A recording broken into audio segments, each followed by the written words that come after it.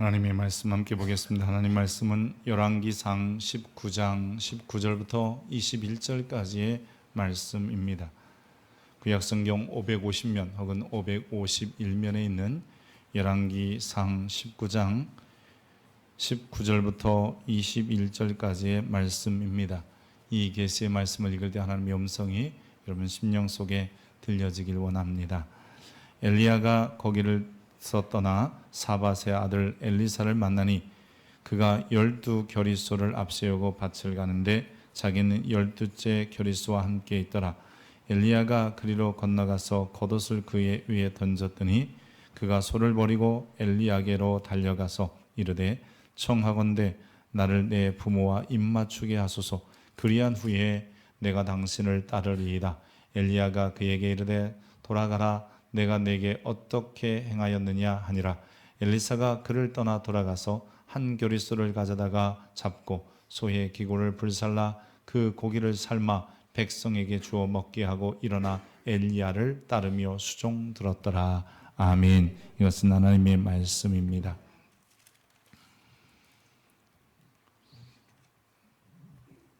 어둠 속에 말도 못하고 듣지도 못하고 보지도 못했던 헬렌 켈러를 가르친 선생님, 그러면 우리가 앤 설리번이라고 너무나 잘 알고 있습니다. 훌륭한 교사이어서 그를 헬렌 켈러를 위대한 사람으로 만들지요. 하지만 이 앤 설리번이라고 하는 이 선생님 역시 1880년대 후반 보스턴의 빈민보호소에서 자랐습니다. 아버지는 알코올 중독자였고 그리고 동생과 함께 빈민보호소에 갔다가 동생이 안타깝게 거기서 죽어요. 참 낙심도 하고 또 절망도 하고 그래서 자기도 죽고 싶은 마음으로 여러 차례 자살 기도도 했고 또 실명 위기에도 처하게 됩니다. 이런 모습을 때문에 아이는 지하 방에서 마치 갇히다시피 해서 살게 되었고 모두가 포기한 상황 속에서 이 노라라고 하는 나이 드신 간호사님 한 분이 그를 내가 돌봐주겠다고 하고 나섭니다. 노라는 이 앤 설리번을 위하여 음식을 가져다 주고 늘 그를 위하여 기도해 주었고 또 책도 읽어 주었으며 아주 따뜻한 관심을 보여 주었습니다. 이 노라 간호사의 헌신적인 노력으로 인하여 2년쯤 지나서 앤 설리번이 정상이다라는 판정도 받았고요. 그리고 시력 수술도 하고 또 시력도 회복하게 되었습니다. 이 시력을 회복한 앤 설리번이 우연히 신문 광고에서 구직 광고 등을 보게 됐는데 보지 못하고 듣지 못하고 말하지 못하는 아이를 돌볼 사람 구함이라고 하는 문구를 보게 되었습니다. 애는 자기가 노라라고 하는 나이 드신 간호사님의 사랑을 받았기에 나도 어떻게 하면 저 아이를 도와줄 수 있을까 해서 지원하게 되어서 48년 동안이나 헬렌 켈러의 손과 발과 입이 되어주며 이 숭고한 사랑을 혹은 선생님의 좋은 모습을 보였다고 합니다. 근데 이 앤 설리번보다 그를 감동시킨 노라라고 하는 이 간호사 혹은 그 선생님이 더 큰 역할을 하게 된 거지요. 위대한 인물 뒤에는 위대한 스승이 있다는 말이 있습니다. 지난 5월에 우리가 자녀들 때문에 예수 믿고요, 또 부모님 때문에 예수 믿고 친구 때문에 복음을 접하게 된 이들에 대한 이야기를 살펴보았습니다. 제가 그 중에 하나가 선생님 때문에 복음을 들은 사람들 이야기를 하려고 했는데 교회 여러 가지 행사와 일정상 늦추다가 오늘 말씀을 전하게 되었습니다. 선생님 때문에 제자들이 혹은 선생님 때문에 자녀 그 다음 세대들이 복음을 듣는 경우가 참 많아요. 요한복음 1장에 보면 사도들 중에 안드레하고 그리고 사도 요한이 선생님인 세례 요한 때문에 복음을 듣게 됩니다. 요한복음 1장 35절에 보면 또 이튿날 요한이 자기 제자 중 두 사람과 함께 섰다가, 요한이 두 사람이 제자가 있었다는 거예요. 그때 예수님께서 다니심을 보고 보라 하나님의 어린 양이다 라고 소개합니다. 그 두 사람의 이름을 1장 40절에는 이렇게 소개하고 있어요. 요한의 말을 듣고 예수를 따르는 두 사람 중에 하나는 시몬 베드로의 형제 안드레. 근데 또 한 사람 이야기는 등장하지 않아요. 근데요, 요한복음은 그 다른 사람의 이름을 즉 사도 요한이 자기가 기록한 요한복음이기에 자기 이름을 이렇게 드러내는 것을 좀 쑥스러워했나 봐요. 그래서 늘 자기 이름은 항상 이렇게 표현해요. 사랑하시는 제자라고 표현합니다. 그래서 사랑하시는 제자 뭐 이런 표현들이 요한복음에 여러 번 등장하는데 그것은 자기 자신을 이야기할 때입니다. 그러기에 예수님의 공생의 초기에 세례 요한의 제자였지만 세례 요한이 하나님의 어린 양이야. 즉 저분이 세상의 죄를 지고 가시고 세상의 죄를 용서하시는 분이야 라는 것을 알고 자기 두 제자에게 이야기하고 그 두 제자가 예수님을 따르게 되는데 그 중에 한 사람이 안드레 그리고 다른 한 사람은 요한이었습니다.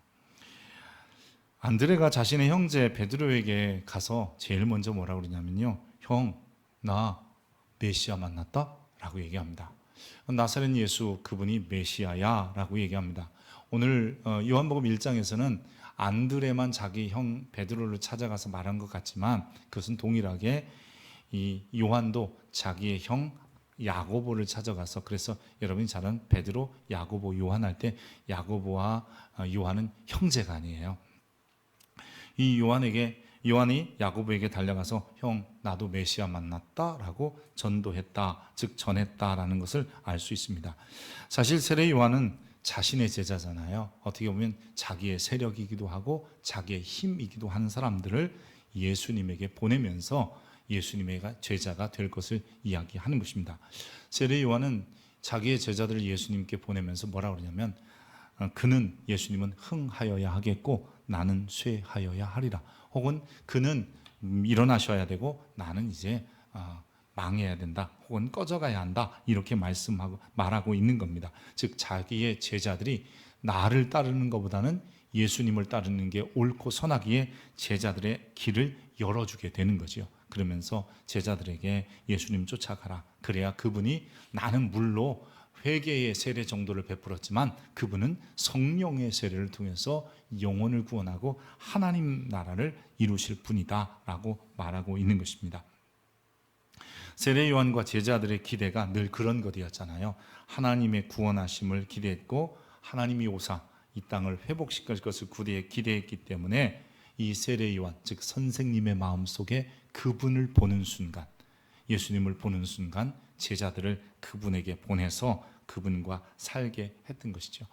원래 선생이라는 말은요, 우리나라 국어사전에 보면 교사를 높여 부르는 말이기도 하고요, 또 어떤 부분에 경험이 많거나 잘 아는 사람, 이런 의미도 있고요, 때로는 자기보다 먼저 난 분도 선생이지만 아랫 사람들을 어이 김선생 이렇게 부르는 것처럼 선생이라고 부르기도 합니다. 원래 히브리 말로는 이 선생님이라는 말이 랍비였습니다. 이 랍비라는 말은요, 원래 높은 존경을 받는 지위에 있는 사람, 즉 존경받는 사람이라는 뜻을 가진 게 바로 랍비입니다. 근데 이 말을 헬라어로 번역하면서 디다스칼로스라고 번역했는데, 이 디다스칼로스가 가르치는 사람이라는 의미를 가져요. 그래서 마치 선생님 그러면 오늘 우리들도 가르치는 분 뭐 이렇게 생각하지만 사실은 성경적인 용어는 선생님은 존경받는 분이라는 의미가 더 큰 것이지요. 랍비라는 문자적인 의미는요, 심지어는 나의 주, 뭐 선생님, 주인님, 나리 뭐 이런 의미도 포함하고 있습니다. 여러분, 이 자기의 사람들, 그러나 자기가 존경받을 만큼의 자리에 있으면, 내가 더 존경할 사람이 생기면 당연히 그쪽으로 보내는 게 맞지요. 바로 그게 세례 요한이었습니다. 내가 먼저 예수님을 예수님을 보게 되었기에 그분이 세상의 죄를 용서하시고 세상에 하나님 나라를 이루실 분이라는 것을 알았기에 세례 요한은 자기의 제자들의 앞길을 열어주기로 결정합니다. 그래서 안드레와 그리고 요한을 예수님께 보내게 되는 거죠.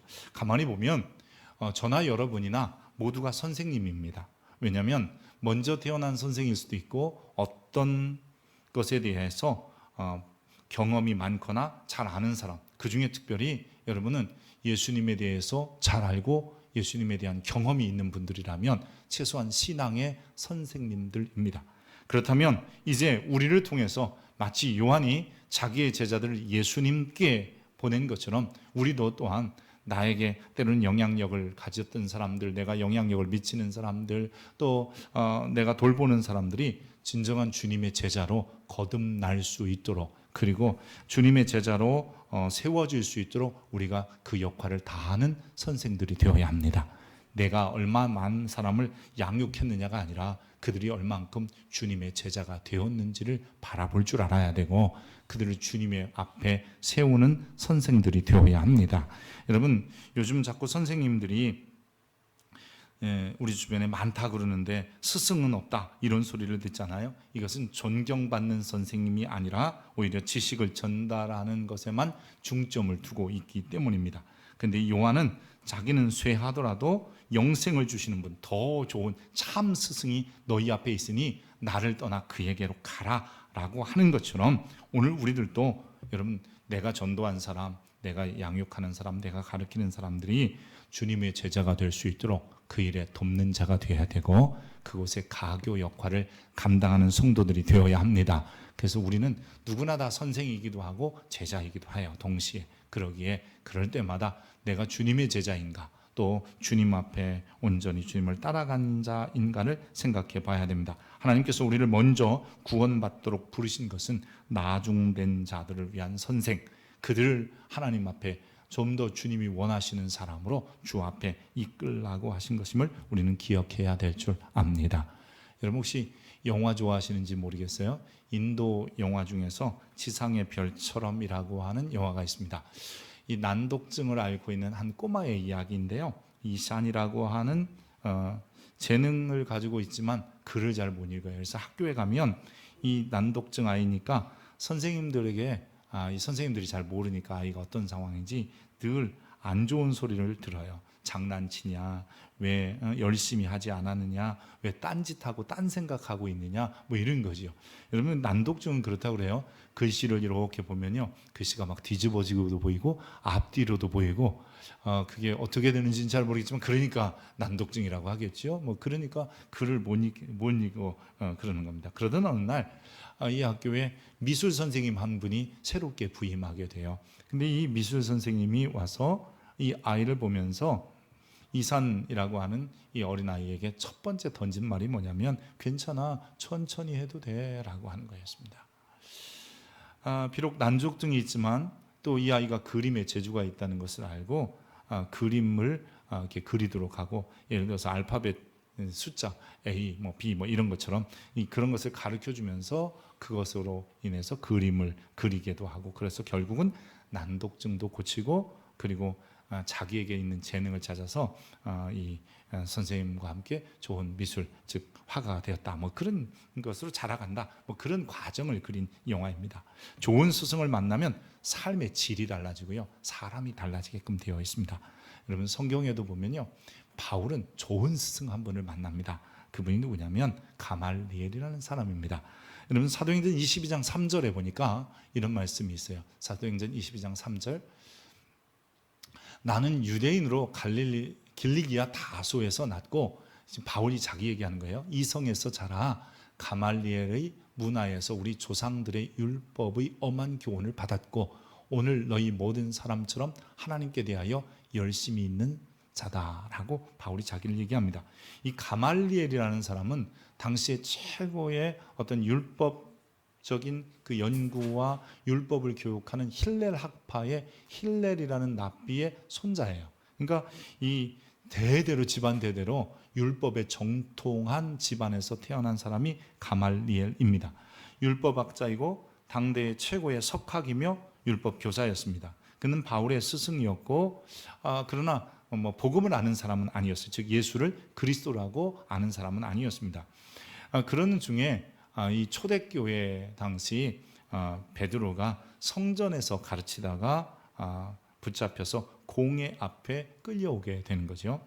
이때 공회원이었던 가말리엘이 베드로가 어떤 상황에서 끌려왔다는 것도 알고, 그런 상황을 알았기 때문에 베드로와 그리고 사도들을 내보낸 다음에 공회원들을 설득해요. 근데 공회원들을 설득하는데 뭐 예수가 그리스도다 아니면 뭐 하나님을 믿어야 된다 이런 얘기를 설득하는 게 아니라 앞뒤를 보고 그리고 상황을 볼 때에 이런 일들은 우하게 일어났다가 우하고 사라지더라. 그니 굳이 지금 우리가 이것을 섣불리 판단하고 결정해서 사람을 박해하거나 죽이는 일보다는 시간에 맡겨보자, 이런 합리적이고 굉장히 상식적인 판단을 하게 돼요. 여러분, 이 가말리엘이 뭐 복음을 오봉한 것은 아니지만 그가 이 상식적이고 합리적인 결정을 통해서 제자들의 문제를 해결해 주게 됩니다. 그래서 당장 박해하지 말고 좀 시간을 두고 판단하면 가부간의 결정은 나지 않겠느냐, 이런 사람이 바로 이 바울의 스승이었습니다.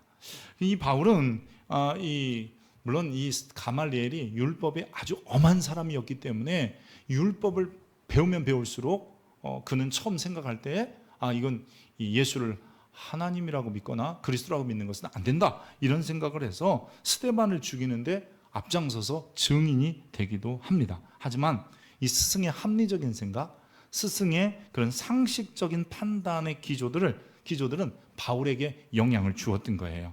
전승에 의하면요, 가말리엘은 말년에 노년에 이 복음을 받고 예수를 그리스도라고 인정하고 살았다라고 하는 겁니다. 5장 34절 다시 한 번만 보고 넘어가죠. 5장 34절에 보면 바리새인 가말리엘은 율법 교사로 모든 백성에게 존경을 받는 자라. 여러분, 이게 중요해요. 납비다라는 거잖아요. 존경받는 사람. 납비는 높은 존경의 위치에 있는 사람이라는 거. 즉, 이 납비였기 때문에 공회 중에 일어나 명하여 사도들 잠깐 나가고 공회의원들을 설득할 수 있었던 거지요. 그런 가말리엘 밑에서 이 수학한 이 바울이었기 때문에 다메섹으로 가는 중, 즉 그것은 갈 때는 박해하러 가는 것이고 교회를 잔해하러 갔는데 이 가는 중에 예수님을 만나게 됩니다.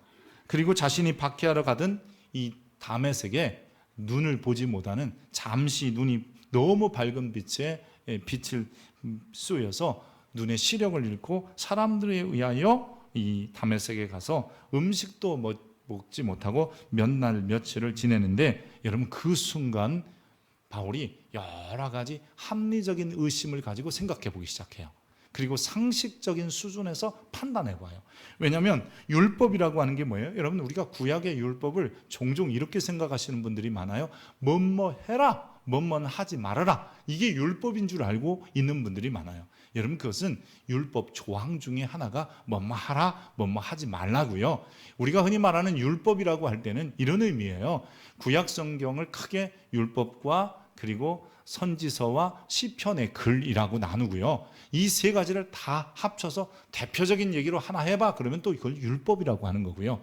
다른 말로는, 이 히브리 말로는 그것을 타나크라고 합니다.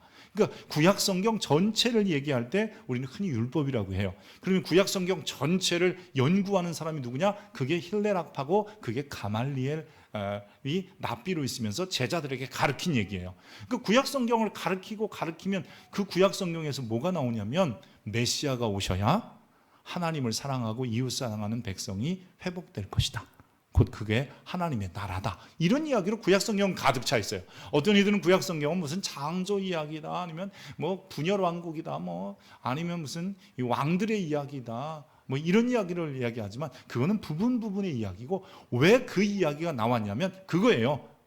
타락한 세상, 죄된 세상을 메시아가 오셔서 회복할 것이다. 그래서 하나님이 원하시는 하나님을 사랑하고 이웃 사랑하며 사는 백성을 만드실 것이다 라고 하는 것이었습니다. 그러기에 이것을 늘 배워왔던 바울이었잖아요. 그러니까 합리적인 의심, 상식적인 생각을 해보는 거예요. 내가 이 오는 과정에서 나사렛 예수, 왜 나를 핍박하느냐, 이런 예수를 만났는데 그분이 정말 메시아일까? 뭐 이런 생각도 해봤고, 그분이 오셔서 하나님 나라를 회복할까? 이런 생각을 하다가 아나니아라는 사람이 와서 자기를 위하여 기도했더니 눈에 비닐 같은 것이 벗겨지고 다시 보게 됐다는 거예요. 그러면서 그가 이제 내가 그동안 핍박했던, 그리고 다메섹으로 오는 도중에서 만났던 그 나사렛 예수가 누군지를 발견하게 되는 거예요. 여러분, 사도행전 9장은요, 바울이 자기가 다메섹에서 가다가 어떤 일을 만났는지 간증하는 장면인데요. 그 장면 중에 20절을 보면 이렇게 돼 있어요. 즉시로. 여러분, 즉시로. 이게 참 중요해요. 자기가 눈에서 비늘이 떨어진 이후에 그게 즉시로예요. 다른 말로 말하면 합리적인 의심, 상식적으로 한번 율법을 다시 한번 생각해 보니까, 타나크를 다시 한번 생각해 보니까 예수님이 누군지 알게 됐던 거죠. 뭐라고 고백하냐면 예수가 하나님의 아들이시다라는 거예요. 또요, 22절에 보면 사울은, 바울의 옛 이름이 사울이에요. 사울은 히브리식 이름이고요. 바울은 이게 로마식 이름이에요. 이 사울은 힘을 얻어 예수를 그리스도라고 증언하여 다메섹에 사는 유대인들을 당혹하게 하느니라. 뭐라 그러냐면 예수님이 그리스도라는 거예요. 여러분, 이것을 좀 빨리 발견한 사람 있죠? 베드로 뭐라 그래요? 주는 그리스도시요 살아계신 하나님의 아들입니다. 바울은 늦게 발견했을 뿐이에요. 근데 똑같은 고백을 해요. 어쩌면 베드로는 예수님 따라다니면서 배우게 돼요. 선생님이니까. 그런데 이 바울은 그저 율법의 엄한 교훈을 받고 율법만 배웠는데 그 율법을 상식적으로 생각해보고 합리적으로 의심해 보니까 율법에서 말하는 메시아는 예수이시고 그분은 곧 하나님의 아들이시며 그리고 지금 자기가 그분을 만났다는 거예요. 그래서 그는 예수님은 하나님의 아들이시며 예수는 그리스도입니다라고 증언하기 시작하는 겁니다. 여러분, 율법이 바로 그것을 가르쳤기에 좋은 스승을 만나서 율법은 이거 해라 저거 해라 아니면 우리 유대인은 어떻게 산다 이런 것만 배웠다면, 합리적이지도 않고 상식적이지도 않았다면 아마 바울도 그대로만 삐뚤어졌을 건데, 그 좋은 선생 밑에서 좋은 율법을 배우니까, 바른 율법을 배우니까 메시아의 도래를 생각하게 되었던 것이죠. 물론 가말리엘을 통해서 예수님을 만난 것은 아닙니다, 바울이. 하지만 다메섹 도상에서 부활하신 주님을 만나는 순간, 그리고 그의 그 생각 속에 선생님의 가르침 그리고 율법의 의도를 파악해 보니까 그분이 메시아이고 하나님의 아들이었다는 것을 알게 되었던 것이죠. 여러분, 우리는 주님을 기다리는 사람이 아니라 주님을 이미 만난 사람들입니다. 그렇다면 우리는 어떻게 해야 합니까? 우리는 좀 상식적인 사람이 되어야 되고요, 합리적인 그리스도인이 되어야 돼요. 누군가에게 우리가 선생이 이미 되었잖아요. 우리를 다 바라보고 있어요. 사람들은요, 저 사람 예수 잘 믿는 사람, 교회 다니는 사람, 동인교회 교인 이 정도 알고 있어요. 그러면 우리는 최소한 그들에게 신앙에 있어서는 선생인 거잖아요. 신앙의 선생들이 여러분 최소한 합리적이고 상식적이어야 되는데, 오늘날 우리 그리스도인들 중에서 상식이 안 통하는 그리스도인이 많아요. 합리적이질 못해요. 여러분, 이것은 무슨 상식적이다 이성적이다 이런 어떤 이성주의나 합리주의 이런 얘기를 하는 게 아니에요. 앞뒤를 따져봐도 말이 좀 맞아야 되고, 좀 생활이나 행동하는 것도 좀 상식적이어야지, 저렇게 몰상식 비합리 그러면 안 돼요. 그러면 우리를 보고 누가 배우겠습니까? 가말리엘은 예수님을 직접 전달해 주지도 못했지만 바울에게 가르쳐준 그 합리적이고 상식적인 생각과 판단의 기준이 바울이 예수님을 만났을 때 훅 들어오는 순간 그분이 나의 하나님이시고 나의 메시아 그리스도시구나를 알게 되었던 거죠. 여러분, 우리도 누군가의 선생이 되어야 된다면 좀 상식적이고 합리적인 사람이 되어야 됩니다. 그래야 나도 저 사람처럼 되고 싶어, 저 사람 닮고 싶어 이런 얘기 하지 않겠습니까? 직간접적으로 복음의 증인이 되어 누군가의 선생이 되어서 한 사람이라도 더 많은 사람이 나를 통해서 예수를 그리스도라고 하나님의 아들이라고 알게 되고 믿게 해야 되는 거지요. 오늘날 많은 그리스도인들이 상식적이질 않아요. 이해가 안 가요. 교회 와서는 굉장히 상식적이고 교회 와서는 굉장히 합리적인데, 직장만 가면, 가정에만 가면, 삶의 자리에만 가면 정말 예수 믿는 사람이 왜 저래? 이런 소리를 듣는 경우가 너무 많아요. 그러니까 우리가 선생 되어야 될 자리에서 선생 짓을 하는 거예요. 선생 노릇만 하려고 하는 거예요. 내가 선생으로서 존경받아야 되는데, 여러분, 우리 그리스도인들은요, 먼저 그리스도인 된 선생들이라면 여러분 존경받아야 돼요. 내가 성경을 얼마나 잘 말하냐 중요하지 않아요. 오히려 내가 성경대로 사는 모습을 보여주면 되는 거예요.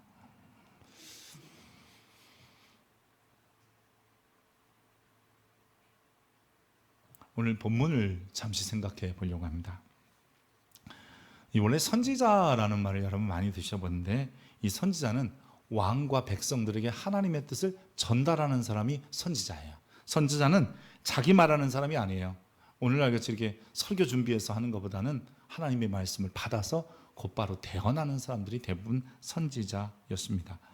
이 선지자는 분열왕국 시대에 굉장히 많은 선지자가 등장하게 되는데, 성경을 기록한 선지자들이 있어요. 이런 사람들을 문서를 기록한 선지자라서 문서 선지자라고 하고요. 문서를 기록하지 않은 사람은 문서 이전의 기록자, 선지자 뭐 이렇게도 부르고요.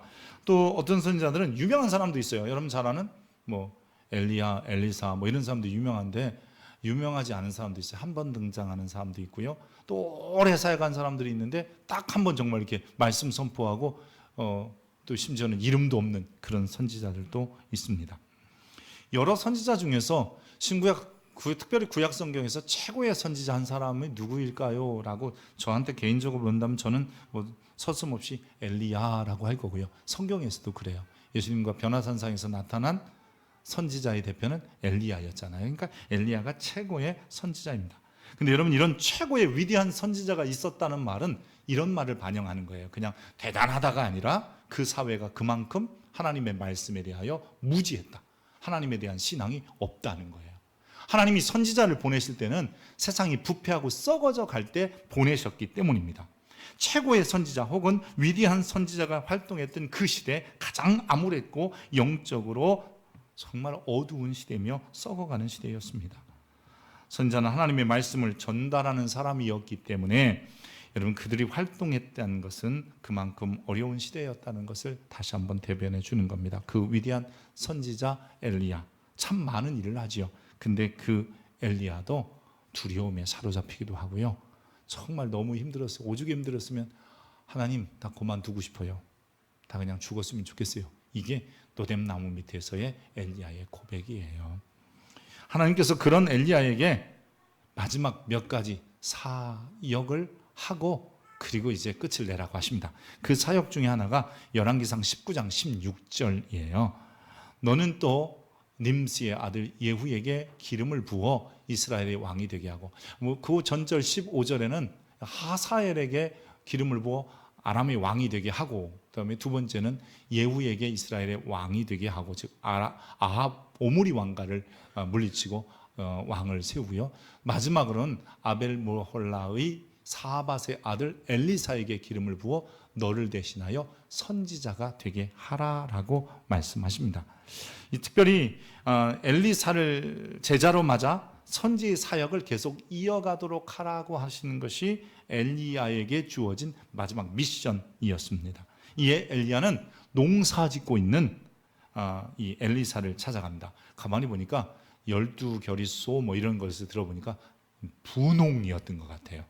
근데 이 분홍이었던 엘리사를 찾아가 자신의 겉옷을 벗어주었다라고 오늘 본문은 얘기합니다. 이 겉옷은요, 당시에 보면 권위를 상징하고 또 능력을 상징하기도 하고 또 다음 세대를 이어갈 후계자를 상징하는 것이기도 했어요. 그래서 오늘 본문에 보면 그 겉옷을 그에게 던졌다라고 표현하고 있는 겁니다. 당시 엘리야에게는 엘리사 말고도 선지 학교의 선지 생도들, 즉 다른 제자들도 많이 있었습니다. 근데 그 모두보다 엘리야는 이 엘리사를 제자로 삼고 결국 이제 엘리사와 함께 얼마 지나지 않아서 이 엘리야는 이 불병거를 타고 승천하게 됩니다. 엘리야는 자기가 그동안 감당하던 사역을 제자 엘리사에게 물려주고 더 나은 사역을 감당할 수 있게 합니다. 짧은 기간이지만 계속해서 돌보고 잘 양육시켜서 엘리야 자신의 사역을 감당할 수 있게 한 것이 바로 엘리사입니다. 어쨌든 이 엘리야는 엘리사를 제자 삼았고, 그리고 엘리사 역시 선생님의 지도를 잘 받아서 어떻게 하면 내가 선생님의 사역을 감당하고 저가 하는 사역을, 즉 하나님의 말씀을 바르게 받아서 백성과 왕에게 전달할까를 고민했던 사람입니다. 그러다가 이 엘리야가 하나님의 부름을 받아 승천할 기한이 찾아 엘리사가 이 엘리야에게 구하는 게 있었어요. 자, 열왕기하 9장 2장 9절입니다. 자, 두 사람이 요단을 건너매 엘리야가 엘리사에게 이르되 나를 내게서 데려감을 당하기 전에 내가 너에게 어떻게 할지를 구하라. 그랬더니 엘리사가 뭐라 그러냐면 같이 읽습니다. 시작. 이르되 당신의 성령이 하시는 역사가 갑절이나 내게 있게 하소서 하는지라. 여러분, 능력이나 역사는 하나님이 주시는 거예요. 근데 이것은요, 하나님의 질서 중에 하나가 뭐냐면 선생을 통해서 제자에게, 부모를 통해서 자녀에게, 목회자를 통해 성도에게 전달되어진다는 거예요. 여러분, 하나님의 능력이 제가 있어서 주는 게 아니에요.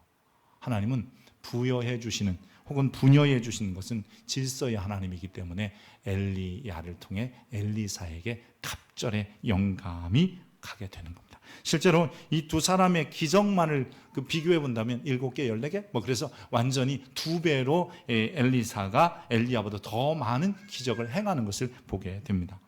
여러분, 나를 통해서 하나님의 능력들이 전달되게 하는 것이 선생님입니다. 내가 먼저 예수를 믿었다면 이 예수 믿는 이 아름답고 은혜, 그리고 정말 행복하고 즐거움과 만족과 기쁨이 내 가족들에게 나를 통해서 전달되어져야 되는 거죠. 내가 가진 능력이 다음 세대에 전달돼야 되고 하나님의 사람으로 그들도 세워져야 되는 거죠. 이게 선생인 거예요.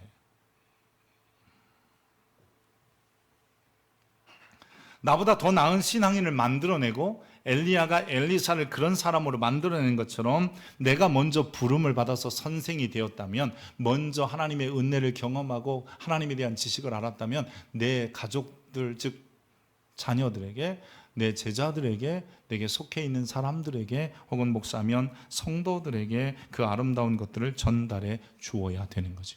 저는 종종 목사로서 고민하는 게 그거예요. 과연 나를 통해서 우리 성도들에게 전달되어진 하나님의 능력, 하나님의 기쁨, 평안이 있는가? 왜냐하면 그것이 하나님의 질서이기 때문이에요. 엘리야를 통해서 엘리사에게, 예수님을 통해서 제자들에게, 또 부모를 통해서 자녀들에게 끊임없이 그런 일이 이루어지고 있기 때문이고, 그래서 결국 나를 통해 더 나은 그리스도인으로 만들어지는 것이 진짜 선생님의 역할이기 때문이죠. 1차 대전이 끝난 후에 처칠이 독일의 강경책을 인정받아서 연립내각을 수립하고요, 수상이 됩니다. 전쟁을 승리로 이끌어냄으로 해서 국민적 영웅이 되지요. 그러면서 영국에서 이 처칠에 대하여 집중 조명하게 됩니다. 선생님이 누구였는데 저렇게 대단한 사람이 나왔을까, 그런 거죠. 그래서 유치원 교사부터 대학 때까지 처칠을 가르쳤던 교사, 교수들을 취재하며 위인을 만든 위대한 스승들이라는 제목의 큰 기사를 신문에 냈습니다.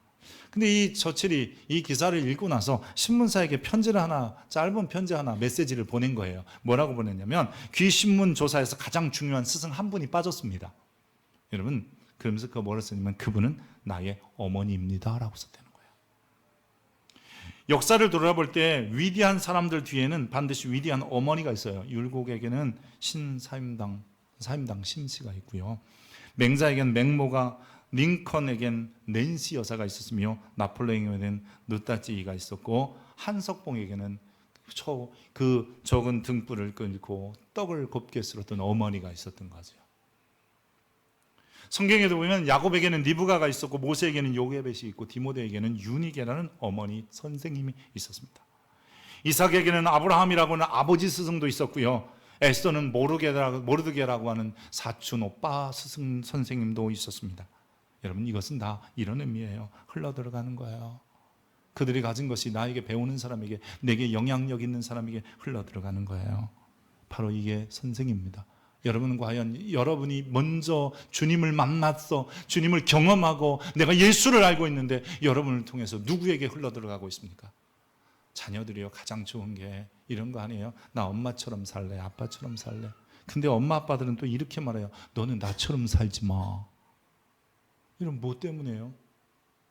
오히려 나처럼 살아라고 말하는 게 부모여야 되는데, 그게 하나님의 질서를 만들어가는 것인데, 내가 그렇게 못 살았으니까 너희는 그렇게 살지 마. 그러니까 자녀들과 부모의 괴리가 생기는 거고, 좋은 스승을 존경할 수 있는 스승이 없는 거예요. 그래서 문제가 되는 것 아니겠습니까? 자신보다 더 나은 참 스승을 발견하면 내 사람들, 나와 함께 세력이 될 사람들마저도 그분에게 보내서 더 좋은 길을 만들어준 그 스승 세례 요한을 보십시오. 직접적으로 복음은 말하진 않았지만 바른 생각과 바른 판단을 가질 수 있도록 영향력을 준 바울의 선생 가말리엘을 생각해 보십시오. 자신보다 갑절의 능력을 사용할 수 있도록 길을 열어준, 그리고 자기를 통해서 흘러 들어가게 한 엘리야를 생각해 보십시오. 여러분, 이런 선생님 밑에, 이런 존경받을 선생님 밑에 위대한 제자들이 나오는 거예요. 베드로와 야고보를 찾아가서 안드레와 요한이 제일 먼저 한 게 우리 메시아 만났다 해요. 그렇게 기다리는 메시아 만났다. 여러분, 눈이 띄어지고 그 바울이 뭐 특별히 배우거나 이런 상황도 아닌데 즉시로 예수님이 하나님의 아들이시구나, 그리고 그분만이 그리스도시구나 라고 말할 수 있는, 가르칠 수 있는 그런 사람이 된 거예요. 선생님을 통해 얻은 갑절의 영감을 통해서 시대를 깨워가고 암울한 시대를 변화시켜가는 것이 엘리사였던 거죠. 사랑하는 성도 여러분, 선생입니까? 제자입니까? 언제까지 제자로 머물겠습니까? 이미 선생입니다. 이 자리에 앉아있다는 것은 이미 나는 예수를 안다, 예수를 만났다, 내가 신앙인이다라고 하는 거잖아요. 최소한 상식적이어야 돼요. 최소한 나를 통해서 정말 우리 자녀들이나 가족들이나 내 주변의 사람들이 예수의 제자가 되게 해야 되고, 더 나아가서 내가 받은 그 놀라운 은혜들 있죠. 섬김은 섬김의 모습들이 나를 통해서 다른 사람에게 흘러 들어가야 되고, 봉사는 봉사의 삶들이 다른 사람에게 흘러 들어가야 되고, 감사하는 모습이면 감사하는 모습이 나를 통해서 다른 사람들에게 흘러 들어가는 그런 모습을 만들어내는 것이어야 한다는 거죠.